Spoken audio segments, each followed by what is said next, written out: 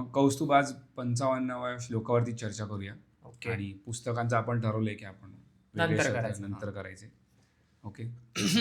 नसे मानसी नष्ट आशा दुराशा, वसे अंतरी प्रेम पाशा पिपाशा, ऋणी देव हा भक्ती भावे जयाचा, जगी धन्य तो दास सर्वोत्तमाचा. मग नसे मानसी नष्ट आशा दुराशा.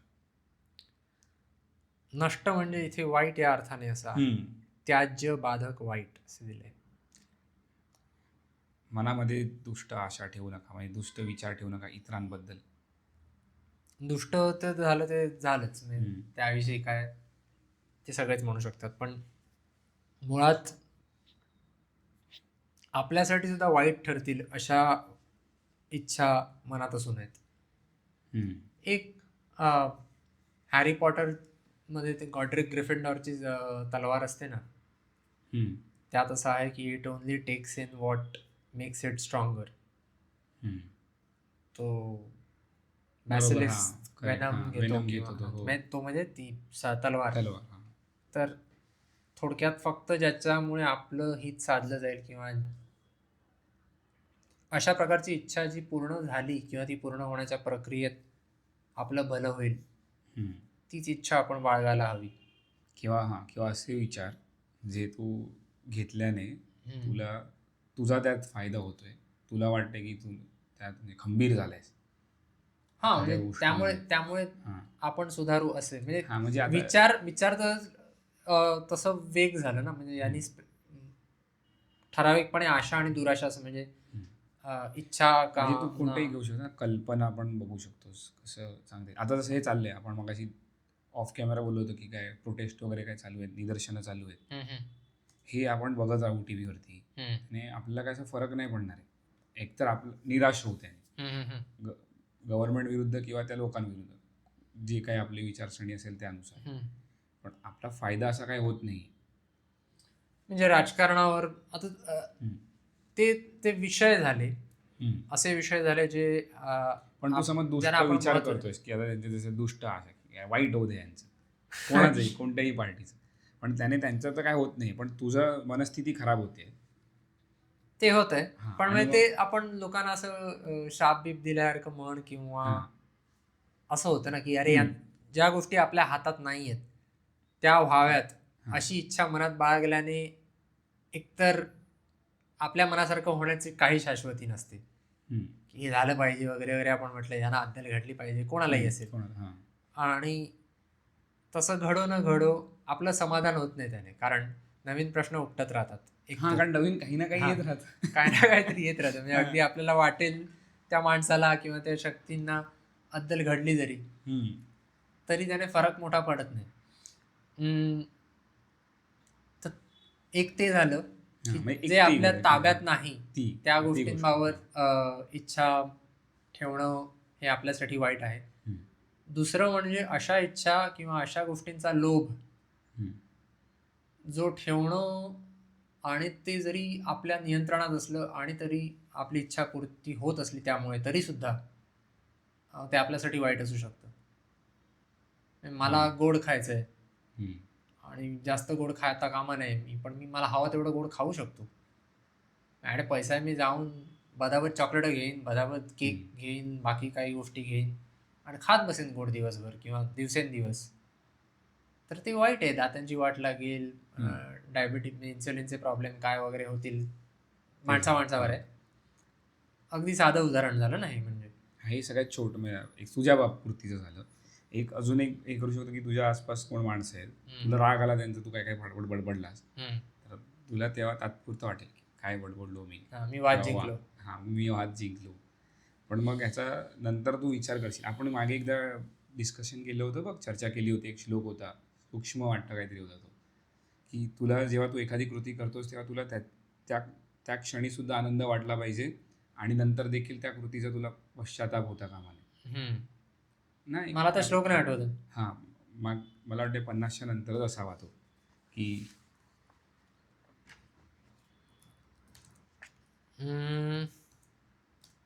सदा बोलणी नम्र वाचस्वच की मध्ये मच्छरी सांडीला स्वार्थ बुद्धी. कशाबद्दल होता? तो हे होता की सूक्ष्म आनंदाबद्दल होता तो, की आपण एखादी गोष्ट जर करतोय तर त्याचा आपल्याला तेव्हाही छान वाटलं पाहिजे आणि नंतरही छान वाटलं पाहिजे. ते बरोबरच आहे. पण मला आपण एखादा विचार करतोय तर असं होऊ शकतं की तात्पुरतं आपल्याला त्या गोष्टीने वाहवा वाटते. मला कुठला श्लोक ते नाही आठवत आहे, म्हणजे कुठल्या श्लोकात याबद्दल होतं ते नाही आठवत. ठीक आहे, आपण पण असो. पण हा विचार तर बरोबर आहे की आत्ताही मला बरं वाटायला हवं, नंतरही वाटायला हवं. पण काही गोष्टी अशा असू शकतात जेव्हा आता आपल्याला करताना नकोशा वाटतील.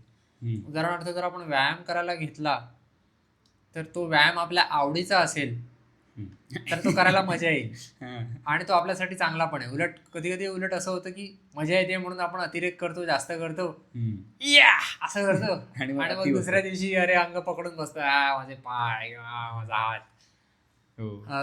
त्या उलट असे व्यायाम जे करायला आपल्याला कंटाळा येतो. हा होता वाटतं कदाचित, मना पाविजे सर्व ही सुख जेते. कितवा? 40. सर्व सुख अति आदरे ठेवीजे लक्ष देते, विवेके कोडी कल्पना पालटीजे, मना सज्जना राघव व्यवस्थिकीजे. ह्याच्यावरती आपण ती चर्चा केलेली की म्हणजे सर्व ही सुख. काम, क्रोधाधिक विकार, दुष्ट वासना, वाईट मनोवृत्ती, अशुभ विचार इत्यादी आणि मन गढूळ होते. बरोबर. त्याच्याच स्थूल आणि सूक्ष्म सुखाचा आपण काय म्हणतात त्याच्यावरती आपण चर्चा केली होती. बरोबर. आता हे आपण किती श्लोकार करतोय सध्या 55. असे मानसिक दृष्टा अशा दुराशा. तर तू एक ती झाले की तू एक इतरांबद्दल काहीतरी इच्छा व्यक्त करतोयस, दुसरी तू स्वतःबद्दल काहीतरी करतोय, किंवा तू स्वतःला पण नावं ठेवत राहतोस की यार काय येडा आहेस तू, काय चुका करतोस. आता आपण मगाशी पण बोललो होतो बघ की ऑफ द कॅमेरा, की आपण आतापासून 10 वर्ष आधी स्वतःला बघतो तर काय विचार करतो, काय होतं आपण येडे होतो किंवा असं. एक मला वाटतं जॉर्डन पीटरसनच्या कुठल्या तरी भाषणात मी ऐकलं होतं. मी असं नाही की त्यात ऐकल्यामुळे मला जाणीव झाली, पण त्याने ते प्रकर्षाने मांडलं त्यामुळे लक्षात राहिलं की बऱ्याच लोकांना कल्पना नसते याची की ते स्वतःचा किती जास्त तिरस्कार करत असतात. अच्छा. जर आपण करत असू स्वतःचा तिरस्कार तर आपल्या लक्षात नाही येणार ते. मग लोक काय करतात, जगाचा तिरस्कार करायला. एक लक्षात आलंय का की आपले जेव्हा चिडचिड होते, आपण इतर लोकांवर जेव्हा रागावतो, कुठल्याही लोकांवर, म्हणजे असं नाही की फक्त आपण आपल्या घरातल्या माणसांवर असेल किंवा मित्रमैत्रिणींवर किंवा काम करणाऱ्या लोकांबरोबर असेल, रस्त्यातल्या लोकांवर असेल, जो काय रस्त्यातल्या लोकांचा राग येतो, आपल्याकडचे लोक असे का वागतात, आपला समाज असा का, राजकारणी असे का, या त्या जे काय वाढत जातं आपलं, तो राग मुख्य आपला स्वतःवर असतो. आपण शिस्तीत वागत नसतो, राहत नसतो, काहीतरी कामं असतात आपली जी नीट आपण करत नसतो, किंवा आपण हतबल असतो, आपण काही करू शकत, आपण हतबल असतो, त्यामुळे सुद्धा आपल्याला वाटत असतं. पण ते हतबल असणं फार पुढच्या पातळीवरचं असतं. मुळात आपण सुरुवातच कुठूनही केलेली नसते. पण ठीक आहे, समज आपण काम काहीतरी सुरू केलं, आपण समज उद्या रस्त्यावरती साफसफाईचं काम सुरू केलं आणि नंतर बघितलं की कोणतरी अजून थुंकतोय किंवा कचरा टाकतोय, तर मग आपलं टाळकं अजून सटकेल. पण त्याचाही मी विचार अशा रीतीने करतोय की एकदा आपण स्वतःला सुधारायचं ठरवलं की इतरांकडनं अपेक्षा ठेवणं जर आपलं बंद झालं तर आपण त्याचा स्वीकार करायला तितकं सहजपणे सुरुवात करू शकतो. म्हणजे जर तू रस्ता साफ करायचं ठरवलंस, म्हणजे आपण ठरवलं, सुरुवातीला काही दिवस असे नक्कीच जातील जेव्हा आपल्याला वाटेल की यार मी एवढी मेहनत घेऊन साफ केला रस्ता, पण कोणी उचलत नाही, कोणाला पडलेलं नाहीये, कोणी माझ्याबरोबर येत नाहीये, म्हणून लोक उलट माझ्यासमोरच टाकून जात आहेत, माझ्याकडेच वेडेवाकड्या नजरेने बघतायत, काय जे असेल ते, तो अनुभव. मग एका टप्प्यावर आपल्या लक्षात येईल की जर मला माझं डोकं मला जर शांत ठेवायचं असेल आणि हे काम मला करत राहायचं असेल तर त्यासाठी मला त्यांच्याकडे दुर्लक्ष करायला शिकायला हवं. त्यासाठी मला हे शिकायला हवं की मी जे करू शकतो ते मी करू शकतो, ते जे करू शकतात ते करू शकतात, ते जे करतायत त्यावर माझं नियंत्रण नाही. म्हणजे ते जसं स्टॉईक म्हण किंवा गेल्या एपिसोडमध्ये आपण जी चर्चा केली तो जॅकीच ना, काळा माणूस बेसबॉल खेळणार, पहिला काळा बेसबॉल माणूस, प्लेअर. Baseball player. सो त्याने कसं सांगतं बोला की सी द लार्जर पिक्चर. तसंच मग ते आपल्या बाबतीत पण लागू होतंय ना, की तू मोठा पिक्चर बघ, की ठीक मला आहे, काय चल, साध्य करायचं, हे हां. लोक थुकत राहणार काय, पण कधीतरी एक काळ येईल जेव्हा त्यांना वाटेल की नको, एवढा मस्त एरिया आहे किंवा नको करायला. तो येऊ न येऊ, हां, एक कारण बघ शेवटी ना, आहे की मी नीट वागलो. कारण एक गोष्ट अशी बघितली आपण की मागे पण कोणतरी होता, तो बीच साफ करत होता. नंतर काय आलं की त्याच्यावर लोक जोडली गेली, मग तो मोठा झाला, आणि मग तो मोठा झाले, लोक म्हणाले की अरे हाच मोठा होतोय, आपण काय मोठे होत नाहीत, आणि मग लोकांनी कमी करून म्हणजे बंद केलं किंवा कमी केलं त्याच्याबरोबर जाणं. पण त्यांचा मुख्य हेतू काय होता, बीच साफ करणं होता की मोठा होणं होता. मग तेच की क्लिअर नव्हते थॉट्स. मग ह्या गोष्टी कशा होतात की माणूस एखादा उपक्रम हाती घेतो आणि सुरुवात करतो. होतं काय, आपण आपली स्वतःची वैयक्तिक प्रगती कुठल्याच टप्प्यावर थांबत नाही. की अच्छा मी आता हे काम करायला घेतलं, मी मोठा झालो, हात आवाला टेकले, आता अजून काय पुढे मी जाऊ शकतो. हात आवाला टेकणं म्हणजे काय, मी याहून अजून चांगलं होऊ शकत नाही, झालं माझं. ते तर नाही होत ना आपलं. आपण टप्प्याटप्प्यावर जास्तीत जास्त सुधारत राहतो. आता हे आपलं ठरलंय पुस्तकांविषयी बोलायचं नाही, पण याच अंगाने म्हणतोय म्हणून ते तर स्टॉर्मलाइट आर्काइव्ह वाचतोय ना पुस्तकं, ब्रँडन सँडरसनची. तर त्यातल्या हिरोचं हेच होतंय की तो म्हणजे आजूबाजूची परिस्थिती त्याचा अंत पाहायला लागते. की तो म्हणतो मी अजून किती सहन करू, मी आणि किती गोष्टी सुधारायचा प्रयत्न केला, मी किती लोकांना वाचवायचा प्रयत्न केला, तरी माझ्या हाताबाहेरच जाते परिस्थिती, तरी सुद्धा आजूबाजूला अन्याय होत राहतो, तरी सुद्धा नालायक लोक वर जात राहतात. करू काय मी, आणखीन काय करू. आणि मग त्याचा एक विवेक म्हणून ते एक वेगळं पात्र दिलंय त्याच्या दुष्ट विचार येतात की त्याच्यात दुष्ट विचार येत राहतात. आणि मग ते छान त्यांनी रंगवलंय की त्याला मनात येत राहतं की मारून टाकतो मी या सगळ्यांना. आणि मग एकीकडे त्याला तो आता तिकडे म्हणजे हा जो राजाचा भाऊ दाखवलाय तो कॅरेक्टर नाही, ते नाही, राजाचा भाऊ नाही, वेगळा ब्रिजमॅन जो आहे तो. अच्छा, ब्रिजमॅन जो आहे, ओके. जो सतत तू म्हणालास गेल्या वेळी मरताना बघतोय तो, तो लोकांना मरताना बघतो. तो त्याला एक मदत करणारी गाईड आहे हवेतली, तर ती त्याच्याबरोबर बोलत राहते आणि तो तिला म्हणतो मी मारणार आहे या सगळ्यांना. तू नाही आहेस तसा, तो लोकांना मारणारा नाही आहे. त्याच्यासाठी ते मनाचे श्लोक आहेत. त्याच्यासाठी ते मनाचे श्लोक आहेत. आणि तो ते छान आहे ती कल्पना त्यातली, स्प्रेन म्हणून. तर त्याचा तो वाद सुरू असतो कायम, पूर्ण अजूनही सुरू आहे. आता मी दुसऱ्या पुस्तकात आहे, दुसऱ्या पुस्तकाचा माझा जवळजवळ 3/4 झालेला आहे, ते झालंय. आणि मग ते हे पुस्तक जे तू वाचतोय हे वाचायचं म्हणून वाचतोयस की म्हणजे आपल्या मला गोष्ट आवडते म्हणून? मला गोष्ट आवडते म्हणून. असो, आपण पुस्तकांवर नको. मुद्दा हा की काय होता, त्याला मनात येत आहे असं की माझ्या आजूबाजूचं जग कसंही वागू दे, ते जे माझ्या हातात नाही ते माझ्या हातात नाही. आणि त्या दृष्टीने माझ्या मनात इच्छा किंवा आशा दुराशा येता कामा नयेत. आशा या गोष्टीची की बाबा परस्पर जे काय व्हायचं ते होऊ दे, दुराशा या दृष्टीने म्हण की मी काहीतरी कोणाचं तरी जाऊन वाईट करेन, ज्यांचा मला राग येतो. आणि त्याच्यात होतं खूपदा असं की आपण कोणाचं दुसऱ्याचं वाईट करायला जातो आणि आपल्याच अंगाशी येतं ते गोष्टी. असं वाईट करायला गेलो नाही, पण असे उदाहरणं बघितली असतील ना की जे काहीतरी करायला गेले, ते इन्स्टंट कर्मावाले व्हिडिओ. इन्स्टंट कर्मावाले व्हिडिओ, पण ते इन्स्टंट असतात. काही अशा गोष्टी असतील ज्या आपल्याला दिसत नसतील, अंगाशी येतात नंतर. आणि बघा दुसरी वसे अंतरी प्रेम पाशा पिपाशा याच्या बाबतीत मला म्हणजे हे नको करू म्हणून ते कसं रिप्लेस कर म्हणून सांगितले काय की मला गंमत वाटली. एक मला आधी पण मला वाटलं होतं आणि ह्यात पण त्यांनी म्हटलंय तेच की सुरुवातीला सांगायचं की कुठल्याही वासना नको, इच्छा नको, आणि मग पिपाशा म्हटलंय म्हणजे तहान, उत्कट इच्छा, की देवाविषयी उत्कट इच्छा. पण तरी सुद्धा शेवटी ती इच्छाच झाली. मी आठवतंय, आता मला श्लोक आठवत नाही कुठला ते, पण हॅव फ्युअर डिझायर्स हे नवल रविकांत म्हणाला, आणि मग त्याचा संदर्भ घेऊन श्लोकावरनच आपण चर्चा करत होतो की मुळात काहीही करायचं, जर आयुष्य अर्थपूर्ण करायचं, मुळात ही एक इच्छा की आपलं आयुष्य अर्थपूर्ण व्हावं. अगदी तुला मोक्ष हवाय म्हटलं तरी सुद्धा मला मोक्ष हवाय ही इच्छा झाली. ते कोणतरी 2-3 श्लोक आहेत ते कामाबद्दल आहेत. तर मग ती इच्छा कशी काय चालते, ती इच्छा श्रेष्ठ इच्छा का मानायची,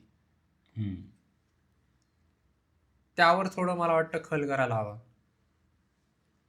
की एकाच श्लोकात बाकी सगळ्या इच्छा मरू देत आणि ही एक इच्छा राहू दे, मग ह्या इच्छेत असं काय मोठं आहे की मनात देवाविषयी काय लिहिलंय याने. पण आता बघ, आता हे जर तू लावलंस बाऊल, जे आपण डिस्कस करत होतो, आपण ठरवलंय पुस्तकांबद्दल बोलायचं नाही. जे बाऊल प्रेममयी पुस्तक आहेत, जे बाऊल आहेत त्यांना नंतर लेखक प्रेममयी म्हणतो, ते म्हणतात की आपल्यातच देव आहे आणि आपलं शरीर म्हणजे देऊळ आहे. मग ते स्वतःवरतीच प्रेम करतात. हो. आणि की जर मी देवावरती प्रेम करतोय, मी स्वतःवर प्रेम करतो, आणि जर देव ह्याच्यात पण आहे, माझ्यात पण आहे, तर तो मग सगळ्यांवरती प्रेम करते. मग मी हे वापरू, कारण त्याचं तो एक त्यातला फरक स्पष्ट व्हायला हवा ना, भेद त्यातला. कारण मी म्हणेन तुम्ही मुली वगैरे पकडशील. नाही, आणि मी तर नक्कीच नाही, माझं झालेलं आहे म्हणजे ते मी ते नाही म्हणत आहे.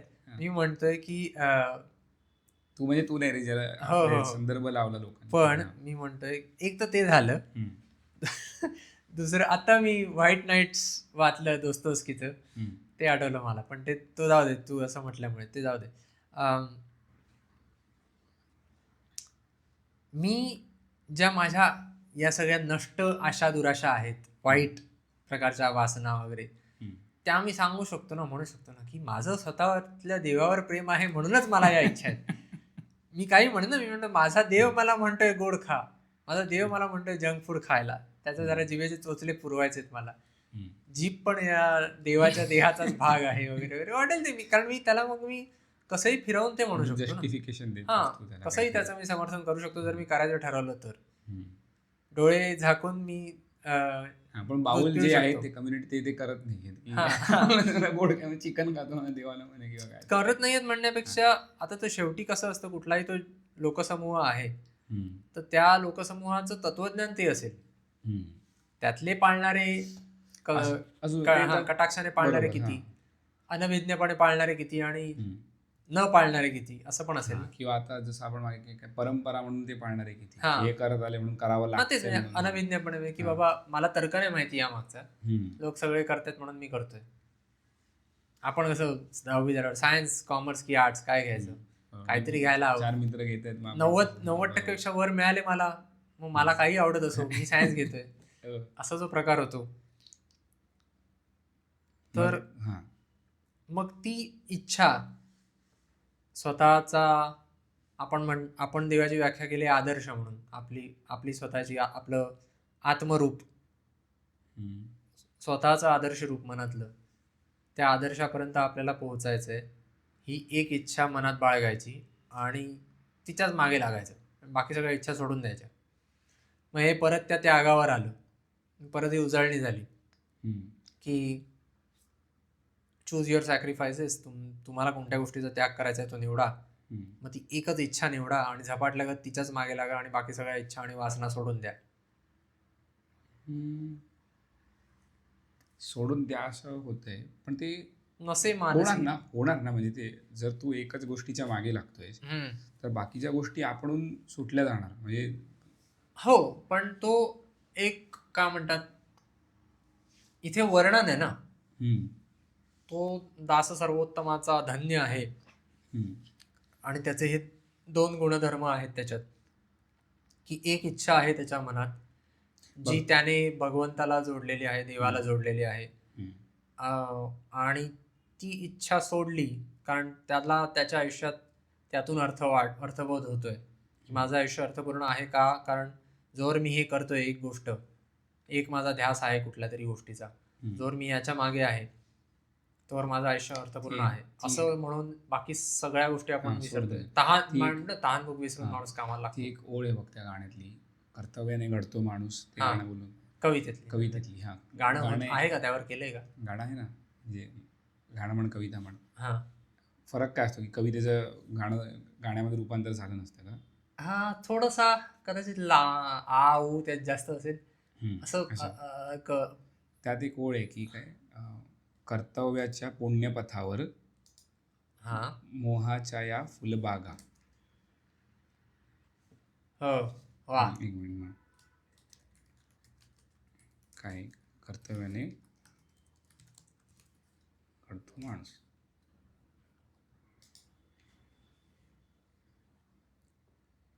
मोहाच्या फुलबागा. कर्तव्याच्या पुण्यपथावर मोहांच्या फुलबागा, मोही फसता मोक्षील वीरा, मुक्तीच्या मार्ग. मोही फसता मुक्तीच्या मार्गा. हां हे हां. इह परलोकी अशांतीने तव विक्रम झुकविल माथा. ह्याचा मला तिसऱ्या ओळीचा अर्थ काय, इह परलोकी, हा लोक आणि परलोक. इहलोक म्हणजे शांतीने. मृत्यूलोक किंवा इहलोक म्हणतात आपण जिथे राहतो त्याला, आणि परलोक म्हणजे बाकीचे लोक. हां, बाकीचे लोक स्वर्गलोक आणि अं, तसं. पण अशांतीने तव विक्रम झुकविल माथा. पण मला पहिली जी ओळ आहे ना ती आवडते, कारण म्हणजे ते जे आपण आता तू म्हणालास की मी तुला म्हणालो की तू एखाद्या गोष्टीच्या जर मागे असशील तर बाकीच्या आपणच सुटतील, किंवा तू आहेत तुझ्या आजूबाजूला गोष्टी राहणारच आहेत. पण हे चांगलं आहे. ही ओळ खरंच चांगली आहे की कर्तव्याच्या पुण्यपथांवर मोहांच्या फुलबागा. अं, आता रायन हॉलिडेचं तू पुस्तक वाचतोयस, तर रायन हॉलिडेनेच हरक्युलिस ॲट क्रॉस रोड्स. अजून मी तिथपर्यंत पोहोचलो नाहीये, पण त्याच मला इगो इज द वाटतं एनिमी मध्ये आहे का नाही, ते? इगो इज द एनिमी मध्ये नाही, मला वाटतं ऑब्स्टॅकल इज द वे मध्ये आहे, किंवा दुसरं एक पुस्तक आहे त्याचं. हा नाही, ऑब्स्टॅकल इज द वे मध्येच आहे कदाचित. हरक्युलिस ॲट क्रॉस रोड्स, की तो त्याच्यासमोर दोन वाटा येतात, दोन प्रकारच्या देव्या त्याच्या समोर थाटतात. एक म्हणते तू माझ्या वाटेने चल, मजेत राहशील, तू बोलला मग तो कठीण मार्ग आणि निवडतो. दुसरी म्हणते की माझ्या वाटेने गेलास तर तो अजिबात मजेत राहणार नाहीस, मार्ग कठीण आहे, पण तुझ्या शक्तीचा पुरेपूर वापर होईल आणि अर्थपूर्ण आयुष्य जगशील, जबाबदारी स्वीकारशील, आणि मग तो त्या वाटेने जातो. ते आहे. किंवा अग्निपथ कविता आहे की एकपथ छाव की मांगमत. तर ते होतं की, पण मग ते शेवटी कसं आहे आता. पण मग आपण हा अर्थ लावला, हा वेगळा अर्थ निघतो का, की हे म्हणतं की मनात दुष्ट आशा निराशा ठेवू नका, मनात फक्त प्रेमाबद्दलची भावना ठेवा, किंवा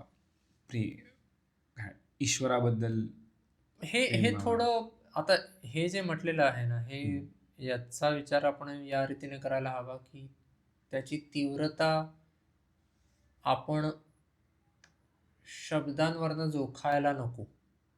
म्हणजे हे जे सगळे शब्द ते काय आहेत, म्हणतायत त्यात, बेलसरे काय म्हणतायत,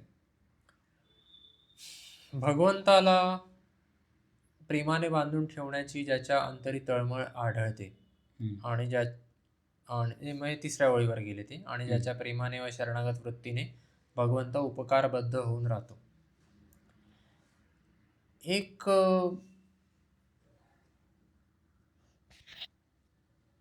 ते शेवटी देवाच्या आता त्यांनी भगवंत देव हा कुठल्या अर्थाने घेतलेला संकल्पना आहे ते आपल्याला माहित नॉर्मल देव म्हणजे देव घेतला, हा माहित नाही आपल्याला.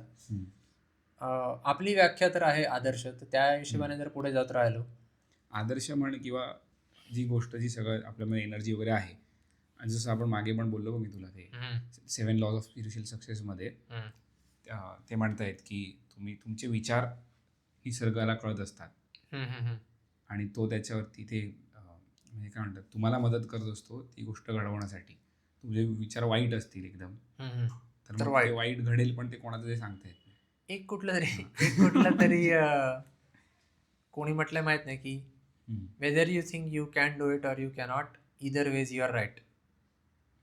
काय ते बायबलमध्ये पण आहे की काय, the man as man think it, म्हणजे काय, जसा माणूस विचार करतो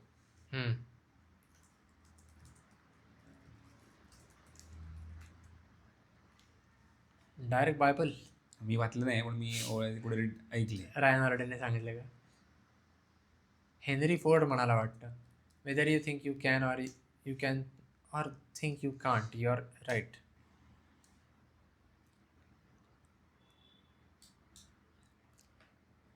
पण हे हे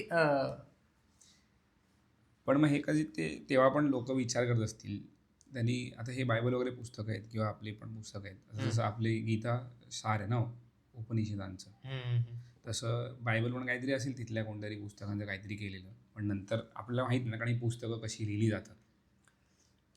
कारण जसं मनुस्मृती आहे की तू म्हणालीस की खूप सारे मनु आले आणि मग त्यांनी काही काही चेंजेस.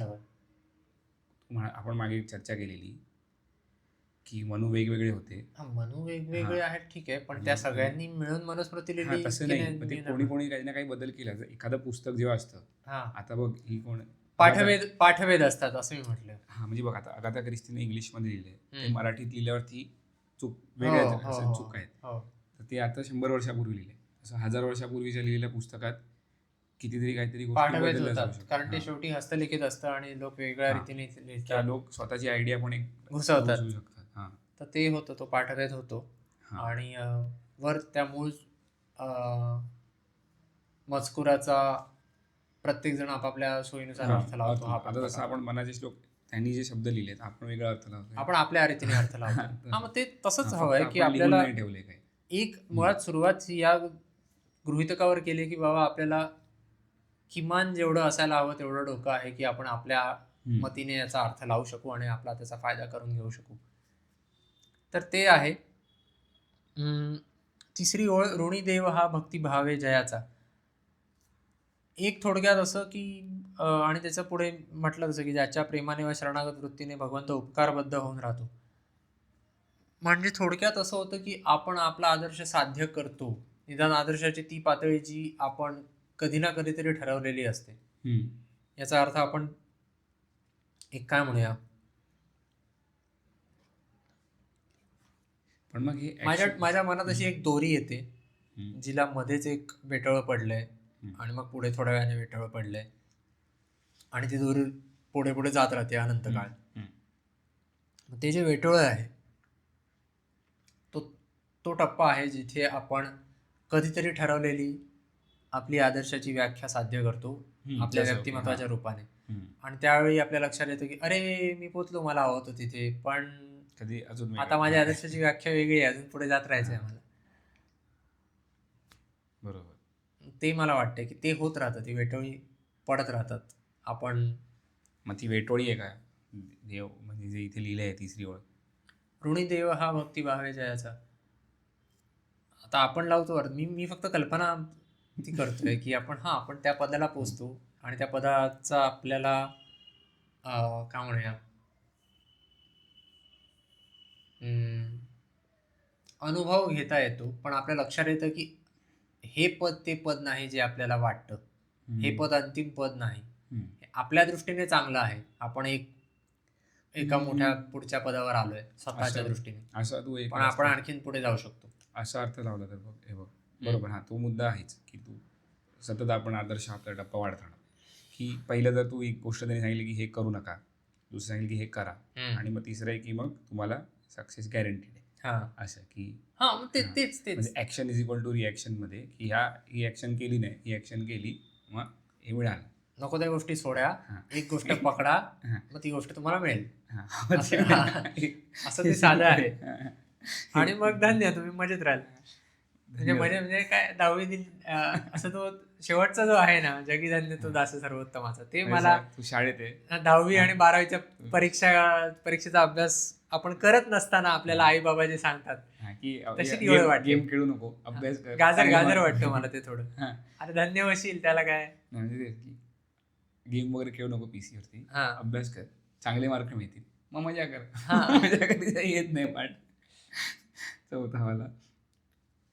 पण आपण निदान या कल्पनेने धन्य होऊ शकतो की अरे ओके ठीक आहे की मी याच्या मागे धावत राहतोय म्हणून मी आता आधीपेक्षा कितीतरी जास्त चांगल्या स्थितीत आहे आणि म्हणून मी स्वतःवर पण खुश आहे. मगाशी आपण म्हणत होतो ना की आपल्याला राग येतो बहुतेक वेळेला वाटत असतो की आपल्याला जगाचा राग आलाय, पण प्रत्यक्षात आपण स्वतःचा तिरस्कार करत असतो कुठल्या तरी अशा कारणामुळे की मला जे जमत नाहीये ते मला जमायला हवं, पण मला ते जमत नाहीये म्हणून माझी चिडचिड होतीये आणि मी तो राग बाहेर काढतोय. ते प्रेममयी बोलतो की दुसरं चॅप्टर मी सुरू केलं जस्ट, ओशोचं काहीतरी होतं. सो त्यात होतं की तुला एखाद्या व्यक्तीचा राग येतो कधी कधी, मग त्याने ऑफुल वाटतं, पण ऑफुल मला बरोबर शब्द वाटत नाही तिथे. ऑफुल म्हणजे विचित्र होतं ना, घृणास्पद किंवा असं होतं ना. पण एकंदरीत की ऑफुल म्हणजे आणि वाईट, मराठीत ऑफुल वाईट वाटतं तुला म्हणजे? हां, आणि मराठीत त्यांनी ट्रान्सलेशन केलेलं की आदरयुक्त भीती, की तुला समज गाडी चालवता येते, मला येत नाही, तर जर मला नुसती भीती असेल तर मी कधी गाडी चालवायला घेणार नाही. मी बोलेन की नको नको, हा आपला प्रांत नाही. पण जर आदरयुक्त भीती असेल किंवा तर असं वाटतं की ह्याला जे येतंय ते मला यायला हवं. आदरयुक्त भीतीच्या दृष्टीने ऑफुल हा शब्द बरोबर होईल. बरोबर होतो का? कारण तू ऑन, ही इज इन ऑ म्हणजे काय?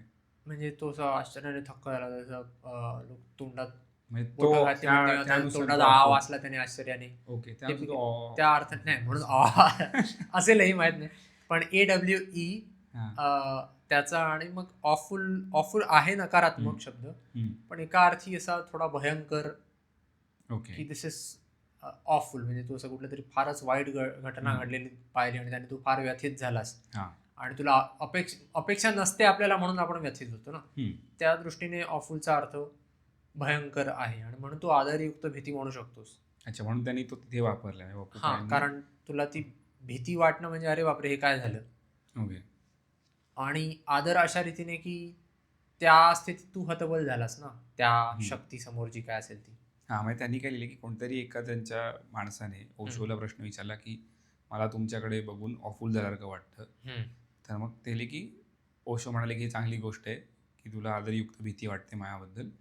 मग त्यांनी उदाहरणं दिली वेगवेगळी, की जे बोललो ना गाडीचं, की जर तुला येते मला येत नाही, मग मी विचार करेन की मला कशी येईल आणि मग मी त्या दिशेने पावलं उचलेन त्या स्थितीला जायला. म्हणजे तुझ्या स्थितीला जायला मी काही ना काही करत राहीन. हो हो हो.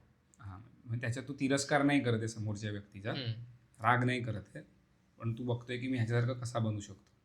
ते आपण मत्सराबद्दल मध्ये मत्सरे ठेवी काय होतं, मध्ये मत्सरे सांडीला स्वार्थ बुद्धी. हां, की त्यात अडचण हीच असते ना आपली, की एखादा माणूस असा ऑफुल असेल भयंकर आणि आपल्याला त्याचा हेवा वाटला की यार अशी शक्ती असली पाहिजे आपल्याकडे की लोक आपला आदरही करतील, की अरे याला मानला, हा काहीतरी चांगलं करतोय, त्याच्या शक्तीचा वापर. आणि आपला धाकही वाटेल की बाबा हा चांगला आहे पण याच्या वाकड्यात शिरायला नको. तर अशा माणसाचा हेवा वाटणं स्वाभाविक आहे आणि तो अशा रीतीने हेवा वाटायला हवा की मी याच्या पातळीला कसा पोहोचू शकतो, कारण मग त्यातून आपली मेहनत करण्याची तयारी दिसून येते मनाची. त्याउलट जर मत्सर वाटला तर आपण म्हणून मी याला खाली कसा पाडू शकतो माझ्या पातळीवर, हा कसा वर चढला मी नाही जाते. त्याच्यात तू स्वतःला सुधारायला बघत नाहीये, तू समोरच्याचं नुकसान करायला बघतो.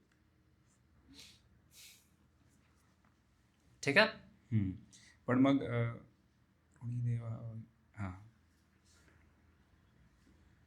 डन. तुला अजून काही सांग मुद्दे? ठीक आहे, आपल्याला परत आपण वाचत राहू पुस्तकं वगैरे. मग आपल्याला जसं आता काही काही आधीचे श्लोक आठवत आहेत, तसं आपल्याला ह्याच्यावरती पण काही सुचलं तर परत बोलू. हो, आता या पुढचा एपिसोड असेल आपला तो पुस्तकांवर असेल. ठीक आहे, चालेल. डन. धन्यवाद. बऱ्याच दिवसांनी म्हटलं आपण.